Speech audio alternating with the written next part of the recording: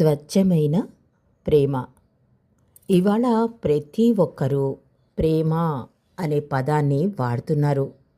అలా దాన్ని ప్రతి ఒక్కరూ పదే పదే వాడటం వల్ల ఆ పదం విలువ కోల్పోయి చాలా తేలికైపోయింది. నిజంగా ఎవరైనా ప్రేమిస్తున్నట్లయితే ఆ ప్రేమించేవారు ఆ పదాన్ని ఎప్పుడూ నోటితో ఉచ్చరించరు అన్నారు మెహర్ బాబా. ప్రేమ, బలాత్కారం ఎప్పుడూ కలిసి ఉండలేవు. కానీ ప్రేమను ఎవరు ఎవరి మీదనూ బలవంతంగా రుద్దలేకపోయినప్పటికీ ప్రేమ ద్వారా ప్రేమను మేల్కొల్పవచ్చు. స్వచ్ఛమైన ప్రేమ మనల్ని నిజాయితీగా ఉండేటట్టు చేస్తుంది. అది మనల్ని సత్యం పలికేటట్టు, సత్యంగా ఆలోచించేటట్టు, సత్యంగా ప్రవర్తించేట్టు చేస్తుంది.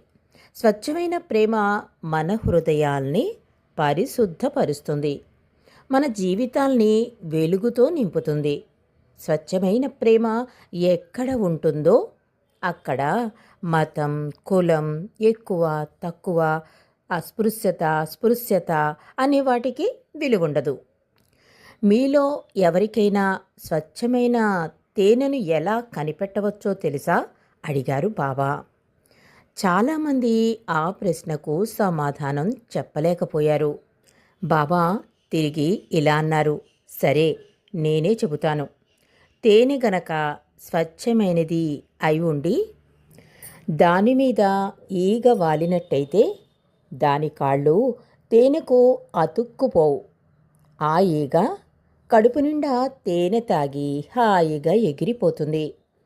తేనె స్వచ్ఛమైనది కాకపోతే ఆ ఈగ కాళ్ళు అతుక్కుని పోతాయి, బయటకు రాలేదు అని స్వచ్ఛమైన తేనె గురించి చెబుతూ అలాగే స్వచ్ఛమైన ప్రేమ అంటున్నారు మెహర్ బాబా.